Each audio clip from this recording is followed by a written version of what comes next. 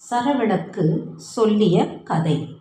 காந்தரூபனை தெய்வக்கன்னியர் தூக்கிச் சென்ற சிறிது நேரத்தில் காந்தரூபி கண்விழித்து பார்த்தாள். அருகில் படுத்திருந்த கணவன் காந்தரூபனை காணாமல் மாளிகை முழுதும் தேடினாள். அவனை காணாமையால் சோர்ந்து மயங்கி விழுந்து விட்டாள். நகர் முழுதும் காந்தரூபனை காணாததும் காந்தரூபி மயக்கமுற்று விழுந்ததும் பரவியது. கந்தநாதன் காதுக்கு செய்தி எட்டியதும் அவன் விரைந்து வந்தான். நாலா பக்கங்களுக்கும் ஆட்களை அனுப்பி தேடும்படி சொன்னான். அவர்கள் போய் எங்கும் தேடியும் காந்தரூபன் காணப்படவில்லை என்று திருப்பி வந்து சொன்னார்கள். 7 தெய்வ கன்னியரும் தினம் ஒருவராக காந்தரூபனிடம் பேசி உல்லாசமாக நாட்களை கழித்தனர். ஒரு நாள் அந்த கன்னியர் 7வரும், காந்தரூபியும் நம்மை போன்ற பெண் அல்லவா, முறைப்படி காந்தரூபனை அவளிடம் ஒரு நாள் அனுப்பலாம் என்று தீர்மானித்தனர். அவர்கள் தீர்மானித்தபடி ஒவ்வொரு 8வது நாளும் காந்தரூபனை கொண்டு வந்து மாளிகையில் உள்ள மஞ்சத்தில் விட்டு காந்தரூபிக்கும் மயக்கம் உண்டாகும்படி செய்து விடுவார்கள். காந்தரூபன் தன் மனைவியிடம் அன்று இரவை கழிப்பான். விடியும் முன் அவனை தூக்கிச் சென்று விடுவார்கள்.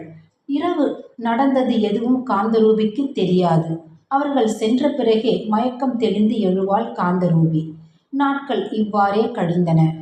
காந்தரூபி கர்ப்பம் அடைந்தாள். 3 மாதங்களுக்கு பிறகே அவள் கர்ப்பம் உண்டாகி இருப்பது அவளுக்கு காவலாக இருக்கும் தோழியருக்கு தெரியலாயிற்று. தோழிகள் வியப்புற்று காந்தரூபியிடம், அரசகுமாரியே, தங்கள் கணவர் இங்கே இல்லாத போது தாங்கள் கர்ப்பம் உண்டாகி இருக்கிறீர்களே, மற்றவர்களுக்கு தெரிந்தால் பழிசொல் ஏற்படுமே, இதற்கு என்ன செய்வது என்றார்கள். என் கணவரை தவிர வேறு எவரையும் என் மனம் எண்ணியதே இல்லை. நீங்கள் ஏன் வீணாக என் மீது சந்தேகப்படுகிறீர்கள்? நீங்கள் இங்கே காவல் இருக்கும்போது உங்களை அறியாமல் யார் இங்கே வர முடியும்? ஆனால் நான் கர்ப்பமாயிருப்பது எனக்கே ஆச்சரியமாய்த்தான் இருக்கிறது என்றாள் காந்தரூபி. தோழியர் காந்தரூபி கூறியதை நம்பவில்லை. ஆகையால் அங்கு யாராவது எவருக்கும் தெரியாமல் வருகிறார்களா என்று கண்காணிக்க தொடங்கினார்கள். மாளிகை முழுதும் மணலை பரப்பி வைத்து அதில் வேற்று மனிதர்களின் அடிச்சுவடுகள் தென்படுகின்றனவா என்று கவனித்தனர். ஆனால் எவ்வளவு முயன்றும் யாரும் வந்து போவதாக ஒரு துப்பும் துலங்கவில்லை. வானவீதி வழியாக காந்தரூபனை தெய்வக்கன்னியர் கொண்டு வந்து மஞ்சத்தில் படுக்க வைத்து மறுபடியும் அவ்வாறே தூக்கி செல்வதால் எவராலும் அதை கண்டுபிடிக்க இயலவில்லை. 8 மாத கர்ப்பம் அடைந்தாள் காந்தரூபி.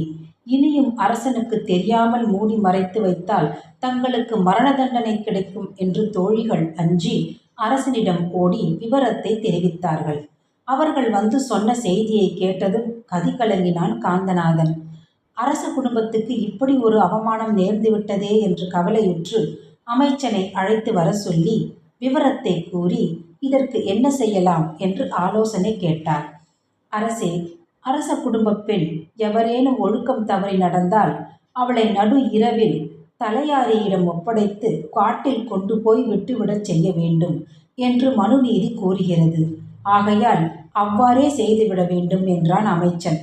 அரசனின் கட்டளைப்படி காந்தரூபியை அன்று நடு இரவில் தலையாரி கொண்டு போய் காட்டில் விட்டுவிட்டான். காட்டில் கொண்டு போய் விடப்பட்ட காந்தரூபி அல்லலும் அவதியும் பட்டு அலைந்தாள். பொழுது விடிந்ததும் பயங்கரமான காட்டுப்பாதையில் சென்றாள். அந்த பாதை சந்திரபுரி சுடுகாட்டில் கொண்டு போய் சேர்த்தது. சுடுகாட்டில் அப்போது எரிந்து கொண்டிருந்த ஒரு பிணத்தின் அருகில் ஒருத்தி தலைவிரி கோலமாய் அழுது புலம்பிக் கொண்டிருந்தாள். அவள் அந்த நகரத்தில் இருக்கும் சௌந்தரவல்லி என்னும் விளைமகள். அவளுடைய ஒரே மகளான சித்திரவள்ளி பிரசவ வேதனையால் இறந்துவிட்டாள். அவளுடைய பிணத்துக்கு தீமூட்டிவிட்டு சௌந்தரவல்லி அழுது கொண்டிருந்தாள். அவளை கண்டதும் அவள் ஒரு பிசாசு என்று எண்ணினாள் காந்தரூபி. அது தன்னை பிடித்து விழுங்கும் முன் அங்கே எரிந்து கொண்டிருந்த நெருப்பில் விழுந்து உயிரை விட்டுவிடலாம் என்று எண்ணி நெருப்பில் விழப்போனாள் காந்தரூபி. அதை தடுத்து அவளுடைய கையை பற்றி இழுத்து கொண்டு விலகிச் சென்றாள் சௌந்தரவல்லி. அவளை பார்த்து, உன்னை பார்த்தால் அரசகுமாரி போல் தோன்றுகிறது, நிறை கர்ப்பிணியாக காணப்படுகிறாயே, நீ ஏன் இங்கே வந்து நெருப்பில் விழப்போகிறாய் என்று கேட்டாள் சௌந்தரவல்லி. என்னை தடுக்காதே, என் தலைவிதி, நான் நெருப்பில் விழுந்து சாவதே நல்லது என்றாள் காந்தரூபி. சௌந்தரவல்லி காந்தரூபிக்கு ஆறுதல் சொல்லி, என்னுடைய ஒரே மகள் பிரசவ வேதனையால் இறந்து விட்டாள். நீ என்னுடன் வந்தால் என் மகளைப் போல் உன்னை வைத்து காப்பாற்றுவேன் என்று கூறி அவளை வற்புறுத்தி கூப்பிட்டாள். காந்தரூபியும் அதற்கு சம்மதித்து அவளோடு சென்றாள். சௌந்தரவல்லி வீட்டில் காந்தரூபி தங்கியிருந்தாள். சில நாட்களில் அவளுக்கு பிரசவ வலி ஏற்பட்டது. ஒரு மருத்துவச்சியை அழைத்து வந்து அவளுக்கு பிரசவம் பார்க்கச் சொன்னாள் சௌந்தரவல்லி. மருத்துவச்சியிடம், காந்தரூபிக்கு ஆண் குழந்தை பிறந்தால் அதை கொன்றுவிடு, பெண் குழந்தை பிறந்தால் அதை வைத்து கொள்ளலாம் என்று ரகசியமாக கூறினாள் சௌந்தரவல்லி. மருத்துவச்சியும் அவ்வாறே செய்ய சம்மதித்தாள். காந்தரூபிக்கு அழகான ஆண் குழந்தை பிறந்தது. அவள் கண்களை கட்டிவிட்டு அந்த குழந்தையை ஒரு துணியில் சுற்றி மறைத்து வைத்துவிட்டு மரப்பாச்சி பொம்மை ஒன்றை கொண்டு வந்து காந்தரூபியின் அருகில் கிடத்தி அவளுடைய கண்கட்டை அவிழ்த்துவிட்டு அருகில் கிடந்த மரப்பாச்சி பொம்மையை காட்டி, அதுவே காந்தரூபி பெற்ற பிள்ளை என்று காட்டினாள் மருத்துவச்சி. காந்தரூபியோ மரப்பாச்சியை பெற்ற அவமானத்தால் எதுவும் பேசவில்லை. பிறகு குழந்தையை கொண்டு போய் கொன்று விடுமாறு மருத்துவச்சியிடம் கூறினாள் சௌந்தரவல்லி. மருத்துவச்சி அக்குழந்தையை எடுத்து கொண்டு போய் அதை கொல்ல மனமில்லாமல் காட்டின் மத்தியில் இருந்த 5 தலை நாகப்புற்றின் அருகில் வைத்துவிட்டு வந்துவிட்டாள். தனக்கு அவ்வளவுதான் தெரியும் என்று கூறி கதையை நிறுத்திவிட்டது சரவிளக்கு. இவ்வளவு திடீரென்று பாதி கதையில் நிறுத்திவிட்டாயே, பாம்பு புற்றில் வைக்கப்பட்ட குழந்தையின் நிலை என்ன, அதை எவ்வாறு தெரிந்து கொள்வது என்று கேட்டான் விக்ரமாதித்தன். சரவிளக்கில் புகுந்து கதை சொல்லிய வேதாளம் விக்ரமாதித்தனை பார்த்து, இந்த கதையின் மீதி அரசகுமாரி சாய்ந்து கிடக்கும் தலையணைக்குத்தான் தெரியும், அதை கேட்டு தெரிந்து கொள்ளுங்கள் என்று கூறி தலையணைக்குள் புகுந்து கொண்டது. தலையணையை பார்த்து கதை சொல்லும்படி கேட்டான் விக்ரமாதித்தன். தலையணை, என்னை பார்த்து கதை சொல்லும்படி கேட்கிறீர்களே, என் தொல்லை உங்களுக்கு தெரியவில்லையா? நான் மூச்சு கூட விட இல்லாதபடி என்னை போட்டு இறுக்கி தைத்து வைத்திருக்கிறார்கள்.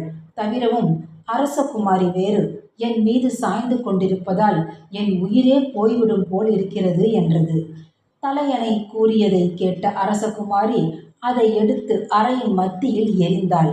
அதை பார்த்த விக்ரமாதித்தன், இப்பொழுது உன் தொல்லை குறைந்து விட்டதல்லவா, இனிமேலாவது மீதி கதையை சொல் என்றான். உடனே தலையணை கதை சொல்லத் தொடங்கியது. அடுத்த கதையில் சந்திப்போம்.